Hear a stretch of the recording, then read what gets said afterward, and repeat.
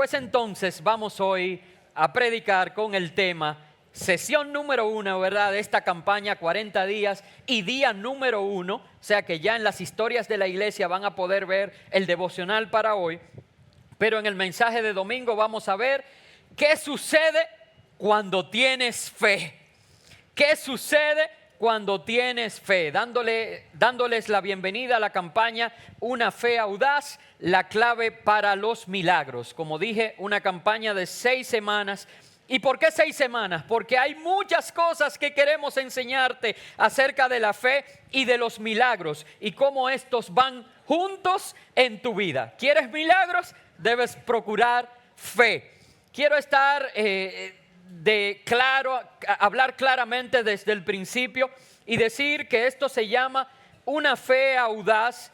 Y es porque a través de estas 6 semanas voy a cuestionar tu fe, te voy a poner incómodo con las cosas que vamos a estar tratando, porque la fe no se desarrolla en la comodidad. Necesariamente el crecimiento en algo debe producir incomodidad. ¿Recuerdan cuando estábamos remodelando este local para hacerlo más grande? Qué incómodo fueron esos 3 meses. No sabíamos cuándo íbamos a hacer el culto afuera o adentro. Teníamos polvo, teníamos que limpiar cada vez. ¿Recuerdan? El crecimiento surge de en medio de la incomodidad, y por eso a través de algunas preguntas, de algunas instrucciones que vamos a darle, voy a incomodar, pero no te preocupes, porque en todo yo sé que al final, retando tu fe, vamos a lograr que desarrollemos una fe audaz. Así que vamos a iniciar con tu bosquejo, primero diciendo lo que la Biblia dice en Romanos 1:17. Esta vez quiero leer en una versión diferente de la que hemos manejado, y dice la palabra de Dios: en el Evangelio se revela la justicia de Dios, que de principio a fin es por medio de la fe, como está escrito: el justo por la fe vivirá. El simple hecho de que diga que sin fe es imposible, el simple hecho de que diga que el Evangelio se revela por la justicia de Dios es suficiente para nosotros querer la buena nueva de salvación. Lo que significa Evangelio son buenas noticias, buenas nuevas, y que por medio de la fe, de principio a fin se revela, nos lleva a querer conocer lo que Dios tiene para nosotros en medio de la fe. Ahora miren este próximo verso, Hebreos 11:6, que la emoción me hizo adelantarlo, ¿verdad? Hebreos 11:6 dice: sin fe es imposible agradar a Dios, porque es necesario que el que se acerca a Dios crea que Él existe y que recompensa a los que lo buscan.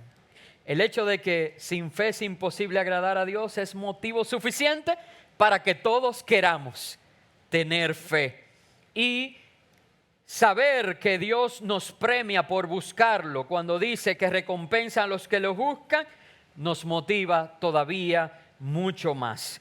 Ahora, si la Biblia dice que la forma de vivir por fe es la manera en la que nos conectamos a Dios, y que sin fe es imposible agradar a Dios, tenemos que saber qué es la fe. ¿Cuántos quieren saber qué es la fe? La fe es como un diamante de gran valor, y tiene muchas aristas, y a lo largo de las 6 semanas vamos a describir lo que es fe. Pero yo quiero empezar con una declaración, y que está ahí en tu bosquejo, y quiero que la completes, diciendo: la fe es ver desde el punto de vista de Dios. La fe es ver desde el punto de vista de Dios. Y voy a desarrollar ese tema con detalle, pero antes de llegar ahí quiero decirte lo que la fe no es. Porque para describir lo que la fe es, se hace más fácil introducirlo diciendo lo que la fe no es. La fe no es un deseo. Tú puedes desear algo, puedes esperar algo. Por ejemplo, un joven que empieza a trabajar y su deseo es comprarse un buen vehículo. Y ese es un buen deseo. Él puede desear comprar ese vehículo, pero desear ese vehículo no es fe. ¿Saben? La fe y el deseo no es lo mismo, y a veces nosotros lo confundimos y decimos, yo tengo fe que voy a poder comprar mi vehículo. No, tú tienes un deseo de poder comprar ese vehículo. Otra cosa que no es la fe es fingir que algo que no es cierto es cierto. Nosotros miramos eso que no es y decimos sí. Por ejemplo, yo puedo tomar este celular y decir, mi celular es amarillo. Y usted está viendo que no es amarillo. Y yo puedo insistir aquí y digo, hombres y mujeres de poca fe, es amarillo. Y usted sabe que no lo es. Porque eso es simplemente, yo estoy pretendiendo que algo que no es cuando la realidad es evidente, cuando lo único que estoy haciendo es lastimándome a mí mismo al creer algo que no es. Número 1, la fe no es un deseo. Número 2, la fe no es fingir lo que no es cierto. Número 3, la fe no es un sentimiento. Esto es muy importante, porque a veces los sentimientos se meten en el camino de la fe. Y los veo distraídos porque creo que están buscando en el bosquejo. Olvídense, cuando algo está en el bosquejo, va a salir en la pantalla con una raya. No se preocupen, préstenme atención a mí y van a ir completando su bosquejo. Y de esa manera no se confundirán. Es que ahora yo estoy diciendo cosas que no son la fe. Préstenme atención y no se preocupen, síganme. La fe no es un sentimiento. Porque saben, muchas veces estos se interfieren en nuestro camino y nosotros vamos queriendo cosas y eso mueve nuestra fe. Se entrelazan. Pueden entrelazarse, pero la fe no es ese sentimiento. Fe es continuar con el propósito de Dios a pesar de mis sentimientos. Cuando nosotros decimos, mira, lo que yo quiero hacer es esto, porque es más fácil. Pero Dios me está diciendo que haga esto.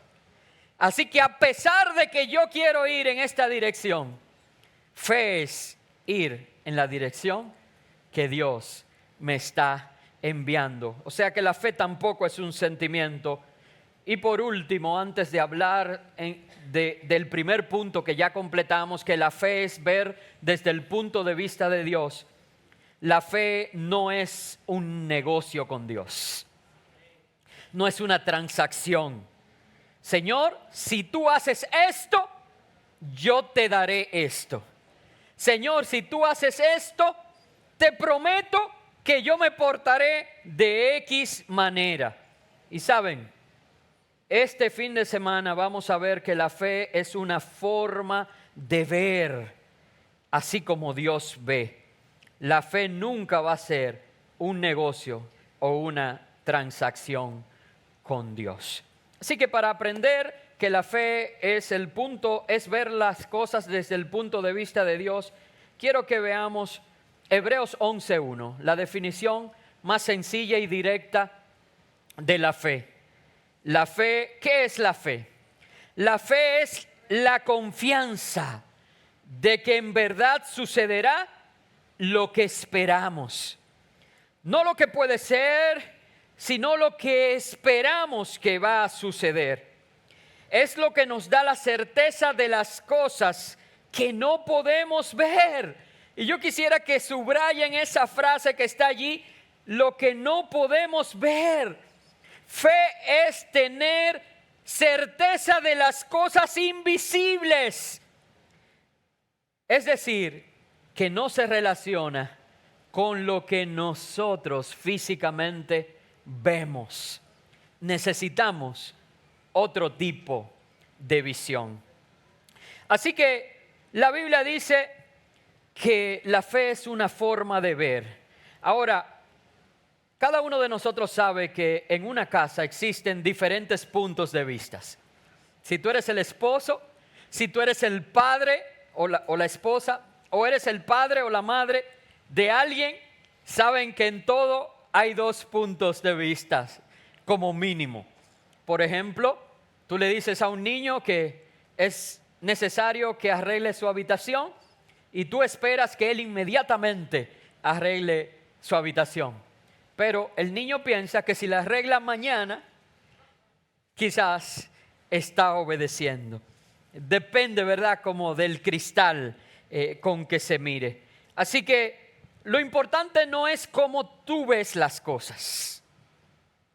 Porque si fuera así, cada uno de nosotros tuviera un punto de vista diferente. No, la fe es ver las cosas desde el punto de vista de Dios, teniendo la visión de Dios.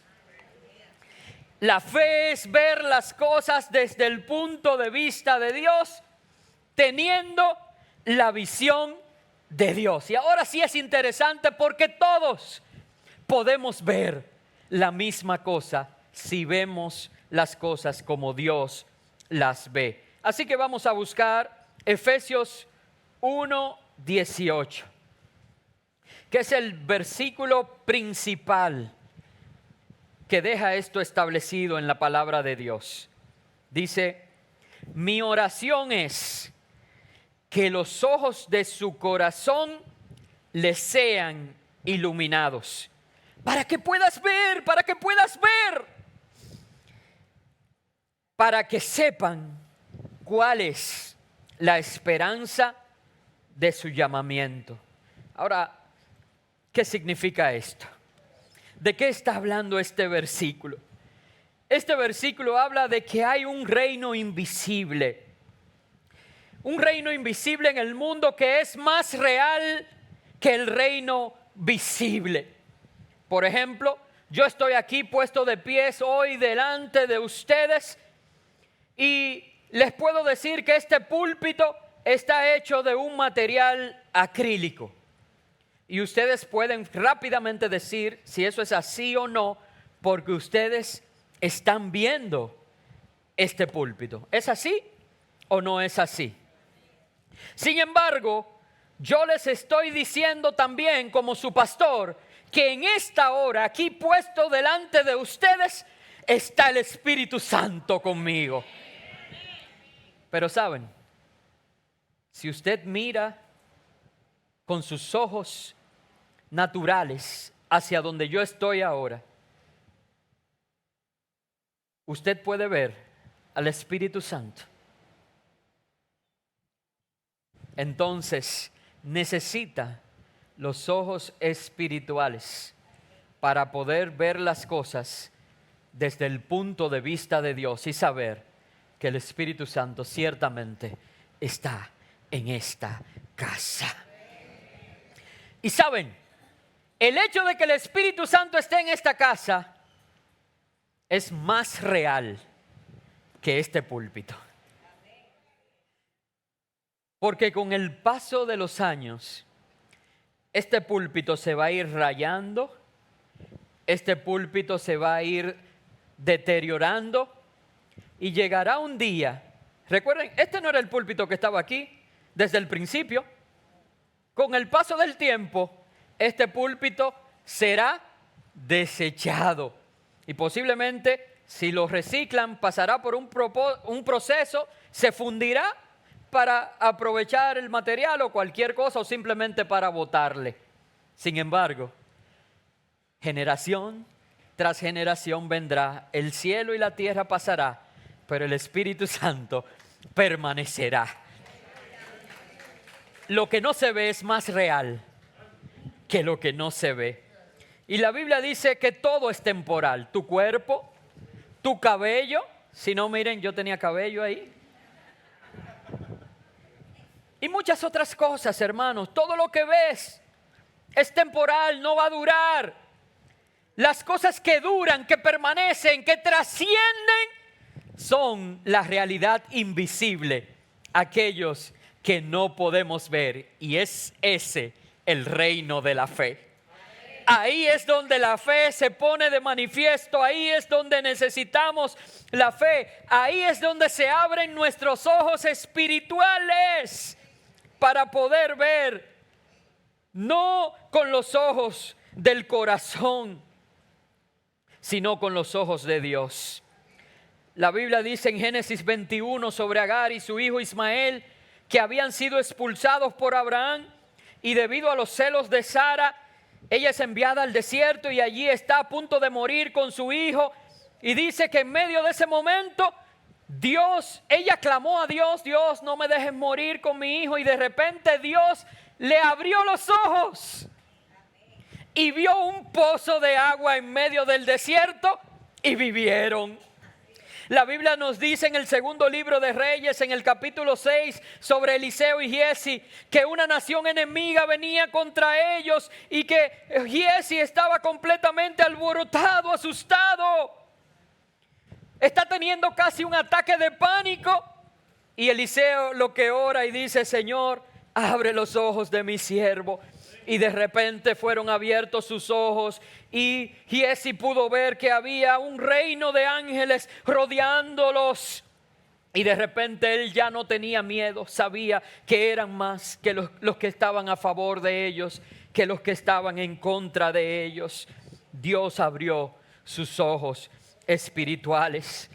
La Biblia dice en Génesis 13 que Dios llevó a Abraham a una colina y le dice: mira las estrellas, así será tu descendencia.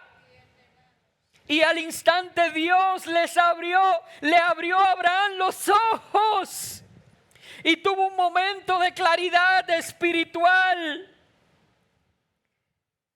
Hermanos, necesitamos que Dios abra nuestros ojos. La Biblia dice que 2 de los discípulos, luego de la muerte de Jesús, de la resurrección, iban camino a Emaús y no reconocieron a Cristo que andaba junto con ellos. Sus esperanzas se habían ido, pero dice que luego de bendecir la comida, Dios les abrió los ojos. Y de repente se dieron cuenta que era Jesús con el que hablaban. Así que yo quiero que hoy Dios abra tus ojos espirituales para que tengas un de repente en Dios y puedas decir: oh, Dios está conmigo, sus ángeles están alrededor de mí, Dios tiene un plan maravilloso para mí, como el que tenía con Abraham. Él está guardando mi vida, Él camina conmigo. Y yo quiero que hagamos un par de cosas hoy, porque este concepto es demasiado profundo. La fe, es más, hoy voy a hacer trampa y les voy a decir que esa es la frase que está pegada en la pared en el día de hoy. La fe es ver desde el punto de vista de Dios. Y quiero que veamos un par de cosas. Quiero que veamos lo que pasa cuando vemos con ojos de miedo lo que nos sucede. Y luego lo comparemos con lo que pasa cuando vemos con ojos de fe. Para que al final de esta mañana usted elija si quiere mirar todo lo que sucede en su vida con ojos de miedo o si quiere mirarlos con ojos de fe, quiere ver desde el punto de vista de Dios. Y para esto quiero resumir así como brevemente los capítulos 13 y 14 del libro de Números. Lo que ha pasado en los capítulos 13 y 14 del libro de Números es que Moisés se ha llevado a la nación de Israel hacia la libertad en el Éxodo, ¿verdad? Los liberó de Faraón, los liberó de los egipcios, cruzaron el Mar Rojo, un milagro tremendo. Han estado viajando durante 2 años, escúcheme bien, no 40 años, solamente tienen 2 años viajando a un ritmo lento desde Egipto y ya están a punto de cruzar el Jordán y de entrar a la tierra prometida. Y usted tiene que decir, pero que el pastor tiene que estar equivocado porque fue 40 años que dieron vueltas en el desierto. Miren, a los 2 años, en este capítulo 13, Y en este capítulo 14 de Números, ya ellos estaban frente al Jordán, listos para cruzar a la tierra prometida. La tierra que se le había prometido por tantos cientos de años. Tendrían libertad, tendrían salud, tendrían todo y estaban a la orilla, cerca de entrar. Pero a Moisés se le ocurrió la maravillosa idea de enviar, antes de entrar, enviar un equipo de 12 espías. 12 hombres que entrarían, mirarían la tierra, harían un reconocimiento, tenían que hacer su diligencia en buen dominicano. Y van a venir, nos van a dar un reporte cuando regresen. Así que era muy importante lo que ellos iban a hacer. Pero sucedió algo. Que cuando regresaron, dieron un informe mezclado. 2 de los espías dijeron: ¡wow! Moisés, es increíble esa tierra. Vamos a tomarla. Ya está lista para tomarla. Dios nos ha dado verdaderamente la tierra prometida. Estos 2 espías se llamaban, y es importante decirle cómo se llamaban: Josué y Caleb. Ahora los otros 10 espías llegaron y dijeron: sí, es un gran lugar, pero... Y empezaron a dar una larga lista del por qué no pueden ir. ¿Saben por qué? Porque estos 10 no vieron con ojos de fe, vieron con ojos de miedo. Ahora yo quiero leerle los nombres de esos 10 espías, a ver si usted los conoce. Inmediatamente yo hablé de los 2 espías, ustedes me dijeron los nombres. Ahora yo quiero ver si ustedes conocen a Zafat, si conocen a Igal, nadie, a Palti, a Gadiel, a Amiel, a Setur, a Nabi, a Jehuel, a Samúa.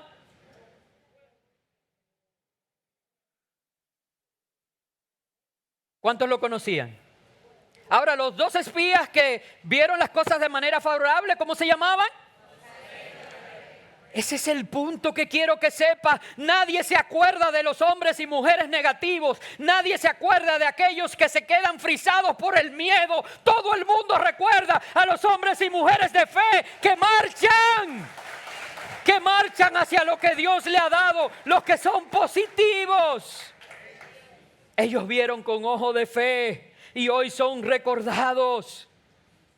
Sin embargo, por lo que los otros 10 vieron, toda una generación se perdió en el desierto. Empezaron a caminar.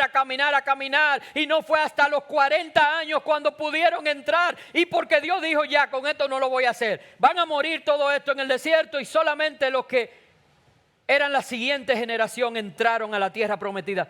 Ni Moisés entró. Ni Moisés. Todo porque se llevaron de los que vieron con ojos de miedo. Solo quiero que tú vayas decidiendo. ¿Por qué? Por lo que le voy a comentar. Número 1, cuando nosotros miramos con los ojos de miedo en vez de con los ojos de fe, exageramos nuestras dificultades. Exageramos nuestras dificultades. Hay una cosa asombrosa. Hermanos, este pueblo había sido liberado de Egipto, la nación más poderosa del mundo, y sin embargo ahora están preocupados por un pueblecito. Ay, sí. Señores, acaban de derrotar a Faraón. Acaban de derrotar el imperio egipcio. Y ahora, tan rápido, 2 años después de haber caminado por el Mar Rojo, están preocupados por una tribu local. Cuán rápido olvidamos los grandes prodigios de Dios en nuestra vida. Es porque cuando miramos con ojos de miedo, nuestros problemas se ven más exagerados. ¿Saben? Cuando alguien te critica, piensa en esto. Cuando alguien te critica, inmediatamente tú crees que el mundo entero te está criticando. Incluso tú lo hablas con otro y dices: no, porque imagínate, ahora todo el mundo me está criticando. Y tú preguntas, ¿quién es todo el mundo? Fulano. ¿Y quién más? Fulano.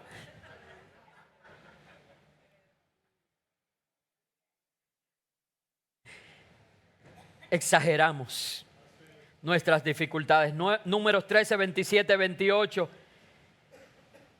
Mira lo que dicen los espías negativos. Dice, es una tierra que rebosa de leche y miel, pero la gente que habita es fuerte. Las ciudades son fortificadas y muy grandes. Incluso vimos allí a los descendientes de Anac.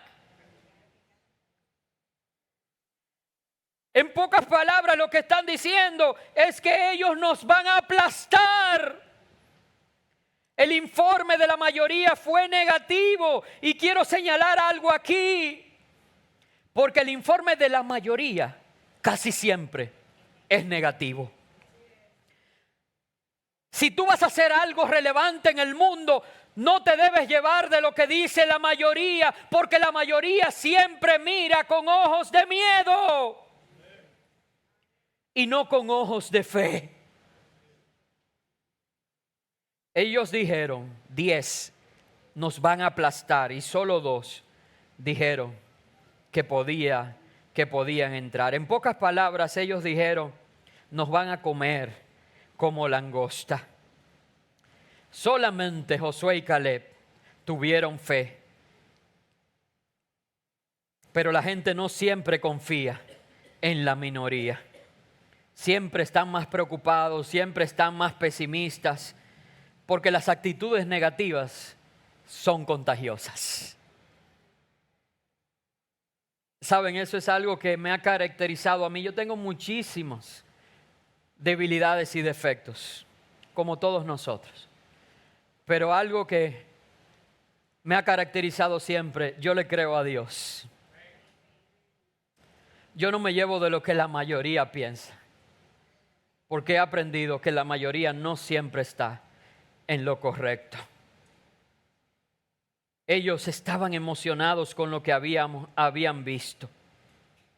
Sin embargo, estos 10 vinieron y convencieron de que no era el lugar, no era el momento.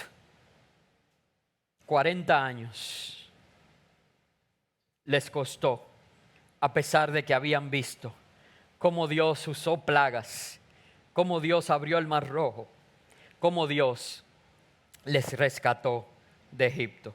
Número 2, cuando vemos las dificultades, cuando vemos lo que nos rodea con ojos de miedo, subestimamos nuestras propias habilidades.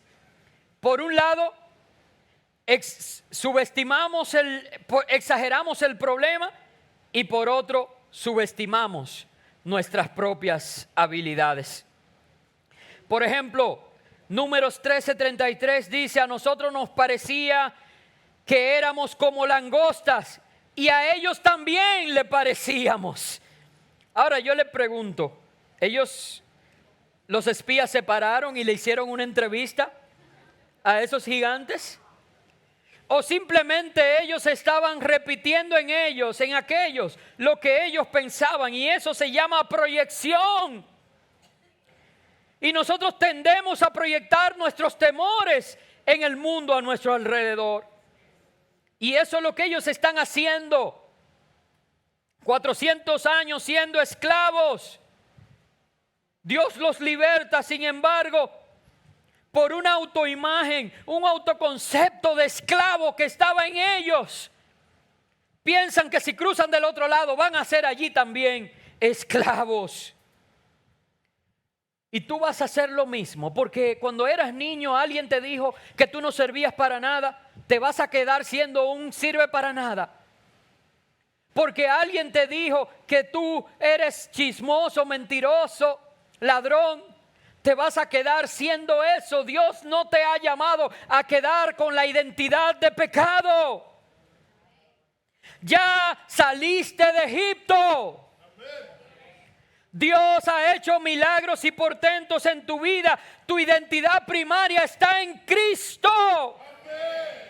Yo soy un creyente que lucho con mis debilidades. Mi identidad no son mis debilidades.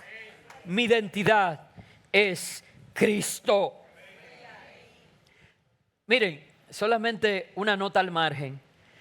Lo chistoso es que estos famosos gigantes que estaban esperando del otro lado para comérselos vivos, después, tiempo después, cuando usted sigue leyendo la Biblia, usted se va a dar cuenta que ellos mismos dicen, nosotros tenemos 40 años asustados, porque escuchamos lo que Dios hizo en Egipto para sacar a su pueblo, y sabiendo que ustedes venían para acá, decíamos, bueno, hasta aquí llegó Velázquez. Porque cuando vemos con ojos de miedo, subestimamos, ¿verdad?, nuestras propias habilidades. Número 3, y voy a avanzar un poquito más rápido ahora para ver si a las 12 acabamos. Esta campaña tiene mucho material y yo quiero que la aprovechemos. Así que yo creo que hemos sido nosotros muy correctos en aprovechar el tiempo en los cultos. Bueno, porque tengamos 2 meses haciendo los cultos de 2 horas no es nada, ¿verdad? Lo tercero que sucede cuando vemos con ojos de miedo es que nos desanimamos. Números 14:1 dice, entonces toda la comunidad empezó a llorar a gritos y así continuó toda la noche. Ay, qué pena. Se tenían una gran lástima los pobrecitos. Salimos de Egipto, Dios abrió el mar, pero ahora ya no vamos a poder llegar a la tierra prometida. Porque todo lo que estaba controlándoles era su miedo. Y cuando no vivimos por fe, sino por miedo, nos desanimamos. Así que rápidamente vamos al número 4, porque creo que se quedó claro. Otra cosa que pasa es que empezamos a quejarnos de nuestra vida.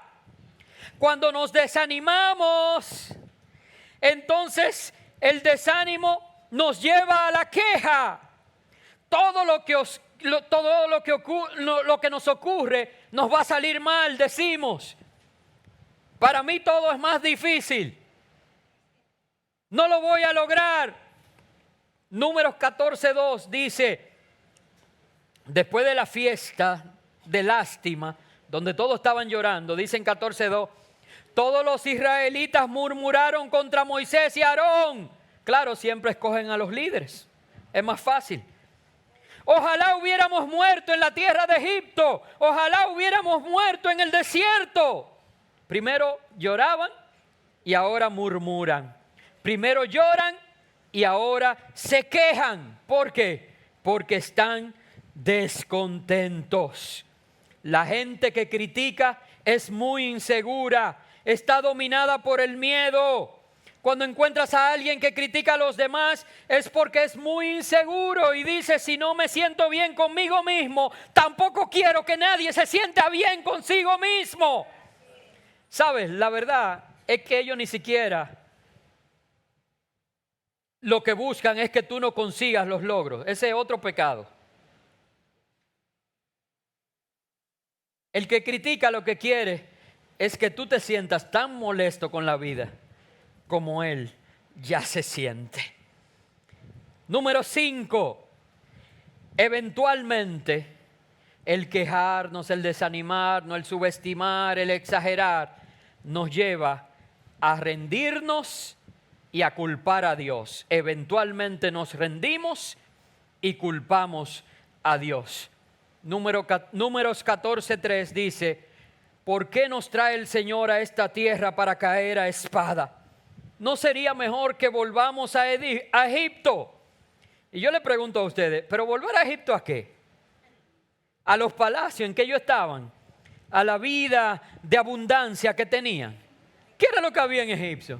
En Egipto, esclavitud y trabajo forzado. Un faraón con el corazón endurecido.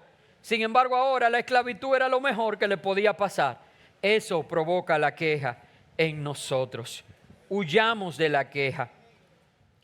Tenemos que ser libres y no hay verdadera libertad sin tomar riesgos. Así que cuando nosotros sintamos la necesidad de ver con ojos de miedo, rompamos con eso y decidamos, yo voy a empezar a ver las cosas con los ojos de la fe. Ahora, ¿cuántos se quieren quedar en los ojos de miedo o cuántos quieren que estudiemos lo que sucede cuando vemos las cosas con ojos de fe? Pues vamos adelante. Número uno, cosa número uno que sucede cuando vemos con los ojos de fe: la fe hace más pequeños mis problemas. La primera cosa que sucede cuando comienzo a abrir los ojos de fe en mi vida, los ojos espirituales, y empiezo a ver las cosas desde el punto de vista de Dios, es que mi problema se hace más pequeño. Te da una perspectiva nueva. Porque si tienes un gran Dios, los problemas son pequeños. Ahora, si tienes un Dios pequeño, tus problemas se ven grandes. ¿Qué vas a decidir? ¿Vas a decir, Señor, tú eres un Dios grande y puedo manejar este problema? Te lo voy a entregar, lo voy a dejar para que tú lo resuelvas. Yo confío en ti porque estoy viendo con ojos de fe. Y si vienen con crítica, dice, bueno, eso es problema de Dios, no mío. Es problema de Dios. La fe hace que mis problemas se vean más pequeños. Mira cómo dice Génesis 18:14. Dice, ¿existe algo demasiado difícil para el Señor? Respóndame. La respuesta es que nada es demasiado difícil para el Señor. Jesús lo dijo claramente en Lucas 1:37. Dice, para Dios nada es imposible. La fe hace pequeños mis problemas. Número 2, la fe abre la puerta para mi milagro. Miren, la fe puede mover montañas. La Biblia lo dice claramente en Marcos 11:22 y 24. Dice, Jesús dijo a los discípulos, tengan fe en Dios. Les digo, la verdad, ustedes pueden decir a esta montaña, levántate y échate al mar, y sucederá. Pero deben creer de verdad que ocurrirá y no tener ninguna duda en el corazón. Les digo, ustedes pueden orar por cualquier cosa y si creen que la han recibido, será suya. ¿De qué está hablando Jesús aquí? Saben que el mundo está sometido a leyes naturales. La ley de la gravedad es solo una de esas leyes naturales. Y yo les pregunto, conforme a la ley de la gravedad, ¿es natural que un monte se mueva de donde está y se traslade hacia el mar? ¿Sí o no? Claro que no. Y eso es lo que me entusiasma de esta campaña. Y es que Dios no está sometido a las leyes de la naturaleza. Él puede obrar milagros. Y lo que Jesús estaba diciendo es que dejan de ejercer su autoridad, las leyes naturales, y se empieza a vivir en lo sobrenatural cuando tenemos fe. ¿Cuántos quieren ver milagros sobrenaturales en su vida en este tiempo? Así que pensemos en lo siguiente. ¿Qué montaña hay en tu vida que por una ley natural es imposible que se mueva? Piénsalo. Yo pienso ahora 1.463.984 montañas que hay en mi vida, que si se mueven me dejan ver la tierra prometida hoy. 1.493.664 razones que tú dices, lo he intentado todo, ya yo he hecho todo y es imposible. Es imposible. Pero la fe abre la puerta de los milagros.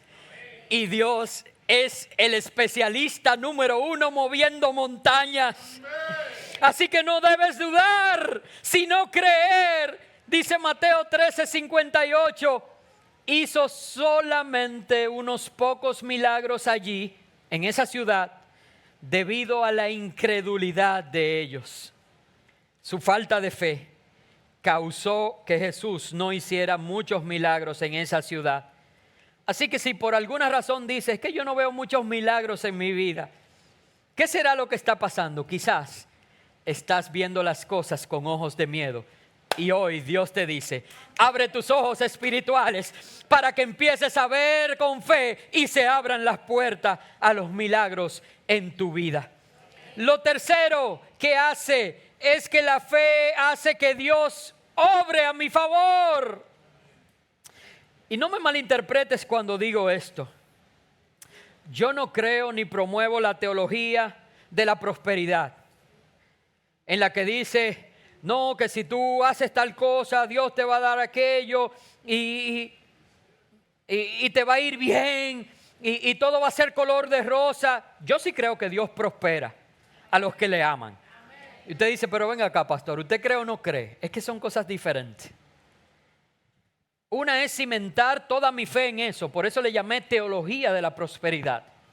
Y otra es que yo sé que Dios es fiel a su palabra y que Él prospera y bendice a los que le buscan. Pero no es que Dios es una maquinita que tú le metes 4 oraciones y 5 ayunos y entonces Él te da el chocolate que tú estás buscando. Y entonces tú dices, no, que me voy a sacar la lotería. ¿Cómo así? Pero mira, ni nada voy a decir, te corté los ojos. Sin embargo, hay un verso que está como base de toda la campaña, Mateo 9:29, que dice lo siguiente. Y escúcheme bien, porque esto sí como que es central. Jesús dijo, que se haga con ustedes conforme a su fe. ¡Wow! ¡Qué responsabilidad! Y qué bendición. Se hará con ustedes conforme a su fe. Si esperas que Dios haga poco en tu vida, Dios va a hacer poco. Si esperas que Dios obre de manera sobrenatural, haciendo milagros y prodigios, moviendo montañas en tu vida, eso es lo que vas a recibir. Por eso yo no quiero que te quedes en la orilla, yo quiero que te sumerjas en las profundidades de la fe. Yo quiero que te vuelvas un buzo de la fe. Quiero retar tu fe en esta mañana para que ya no seas un cristiano de domingo, sino para que practiques el seguir a Jesús cada segundo de tu existencia. Yo le he creído a Dios para cosas grandes en mi vida. Pero me ha costado ir desarrollando el músculo de la fe poco a poco. Y muchas veces decía, es imposible que lo logremos. Pero yo le creo a Dios que me ha dicho que marche. Y si lo que Él quiere es que yo falle para moldear mi carácter, pues vamos. Oigan cómo era mi fe. Yo estaba tan seguro de que era imposible. Y cuando Dios lo ha hecho, me doy cuenta de que Dios es un Dios bueno. Pero marché y Dios lo hizo. Hermanos, los que tenemos hijos sabemos que no hay una cosa que nosotros no haríamos por nuestros hijos. De verdad, no hay nada que yo no haría por mi hija. Y yo soy un padre malo. Dios, que es un Padre bueno, ¿tú crees que no está dispuesto a darte eso que pides si te es de bendición? Porque si Abril me dice, papi, empújame en el puente de la 17, yo no la voy a complacer, porque yo sé que eso no sería para su bien. Debemos confiar en que Dios es bueno, que Él cumplirá su promesa. Y espera confiado, porque se hará contigo conforme a tu fe. Número 4, la fe libera las promesas de Dios. Y hemos hablado de eso muchísimas veces aquí en esta iglesia. De que en la Biblia hay más de 7,000 promesas y que nosotros tenemos un cheque en blanco. Un cheque en blanco esperando para que lo reclamemos. Simplemente siendo una persona de fe, venimos delante de Dios y le decimos: Señor, cumple tu palabra, cumple tu promesa, y Él, ¿qué va a hacer? Va a cumplir lo que ha prometido. Segunda de Corintios 1:20 dice: todas las promesas que ha hecho Dios son sí en Cristo. Es decir, que esas promesas que están ahí son para que nosotros las reclamemos, y la respuesta de antemano es sí. ¿Tú quieres que Dios no te diga no a lo que pide? Pide conforme a las promesas que están en su palabra. Ahora, en ningún versículo de la Biblia dice: pídele a Dios y te dará un Lamborghini rojo. Eso lo dice, déjame ver, ¿a quién le gustan los Lamborghini aquí? A Leo, eso lo dice en Leo 1:2. Dios no está obligado a cumplir eso. Ahora, cualquiera de las promesas de Dios, cree en el Señor Jesucristo y serás salvo, tú y tu casa. Podemos venir delante de Dios y decir: Señor, úsame como instrumento para salvación de todos los que están en mi casa. Porque las promesas de Dios son en el sí. Ahora, yo quiero preguntarte lo siguiente. ¿Qué te parecería si en tu casa compras una casa nueva y cuando llegas allí encuentras una carta que dice: daré $1,000,000 a aquel que entró a esta casa, encontró esta carta y me contacte? ¿Qué te parecería? Genial, ¿verdad? Maravilloso, $1,000,000. Ahora yo le pregunto: ¿cómo podrías cobrar ese dinero si la carta no está firmada? Si no conoces al autor de la carta. De igual manera, todas esas promesas que están en la Biblia, que yo dije que es un cheque en blanco que tú necesitas cobrar, solamente puedes cobrarlo si conoces al autor de la carta, que es Jesucristo, el Señor. Tienes que conocerle para que puedas acercarte a Él y decirle: aquí en tu carta dice que tú me darías esto y he venido a cobrar eso que has prometido para mí, y de Él lo recibirías. La fe libera las promesas de Dios. Número 5, la fe hace que los sueños dados por Dios se hagan realidad. Es así, la fe hace que los sueños dados por Dios se hagan realidad. Esto es muy importante. Y hay una sesión de esta campaña, no recuerdo si es la 4ª semana o 5ª, que la vamos a dedicar a hablar de imaginar cosas grandes. Porque quiero retarte a soñar con tu ministerio, con tu llamado, con tu vida de fe, con los logros, con las metas. Quiero llamarte a soñar sueños grandes. Moisés soñaba con libertar a su pueblo. José soñaba con salvar a su nación y a su familia. Daniel, Pablo, David, todos ellos soñaban.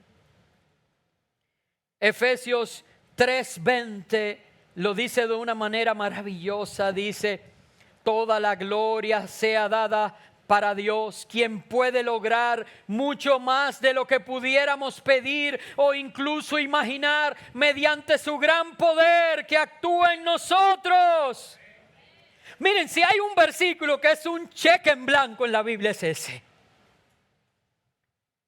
Porque no está limitando lo que Dios puede darte ni siquiera a tu imaginación.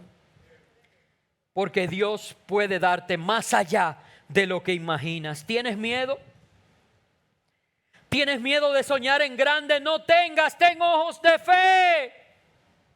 Y mira, Dios lo ha hecho en mi vida, lo quiere hacer en la tuya. Sin embargo, Dios me dice cada vez: Jorge, piensa en la cosa más grande que puedas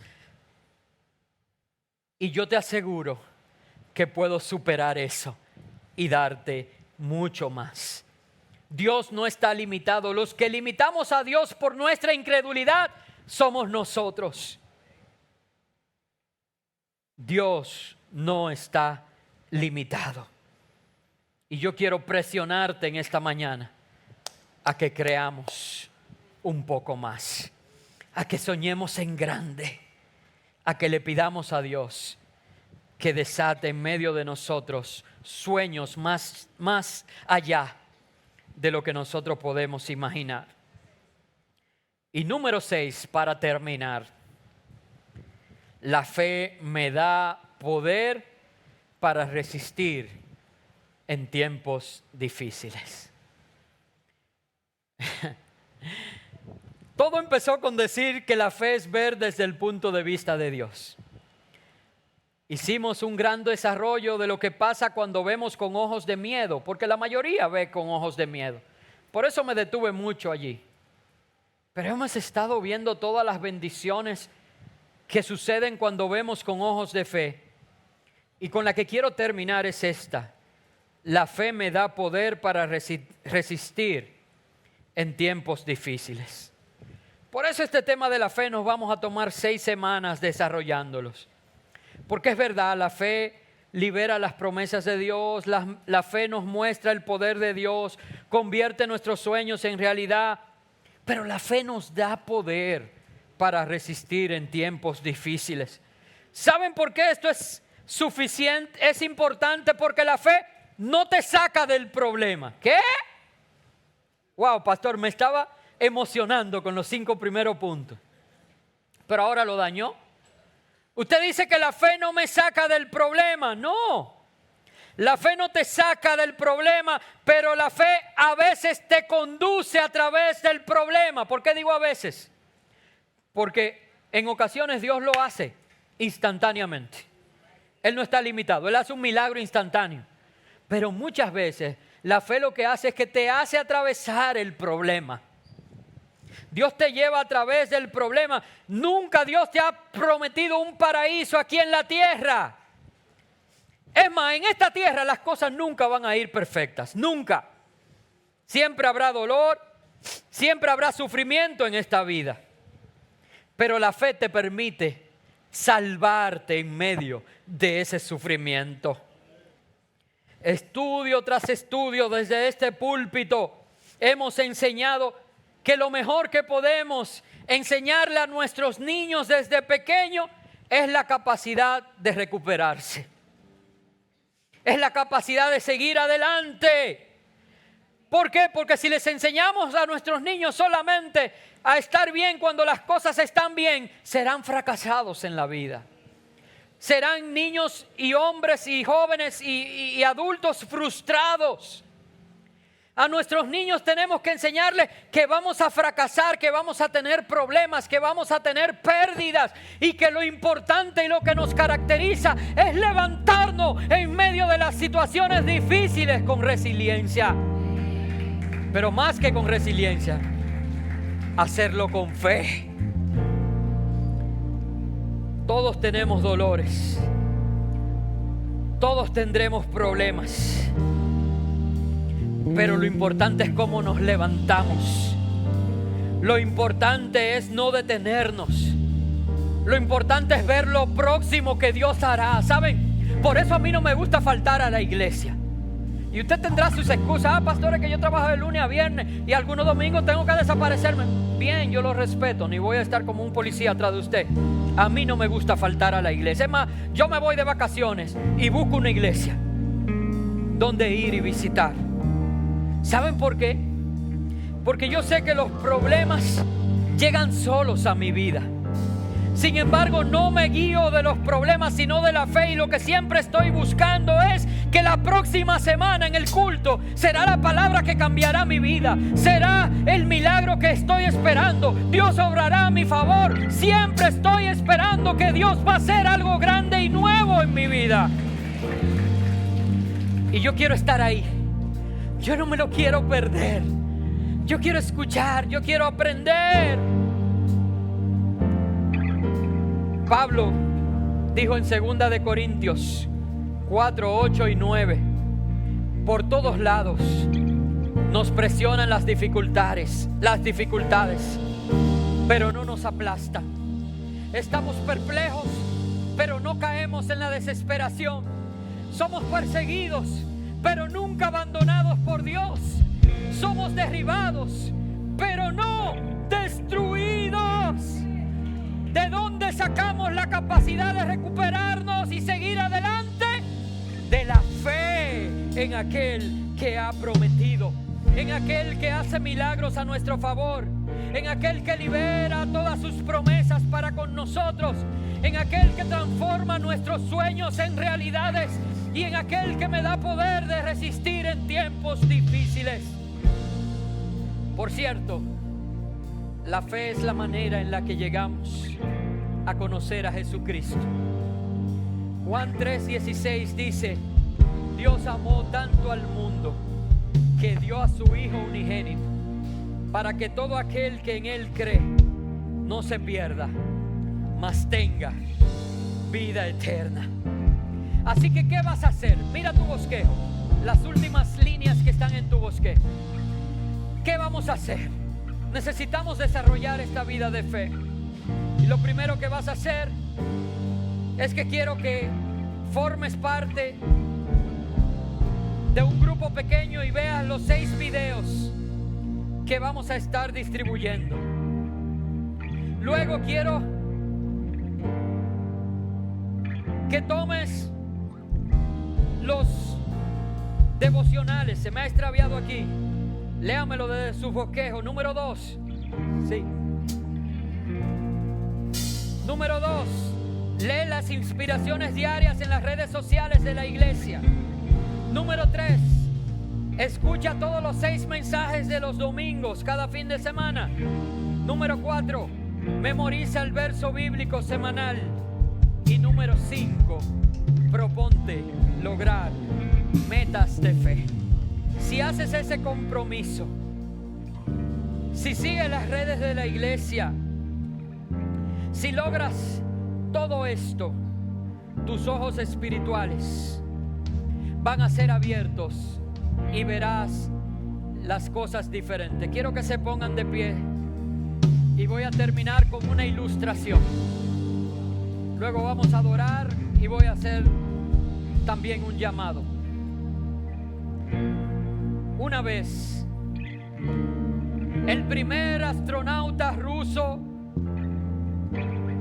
que estuvo alrededor de la órbita del espacio era un ateo. Creo que su apellido era Yuri Gagarin. Pero no importa el nombre, yo no soy ruso. Lo que quiero es que sepa que este hombre era ateo.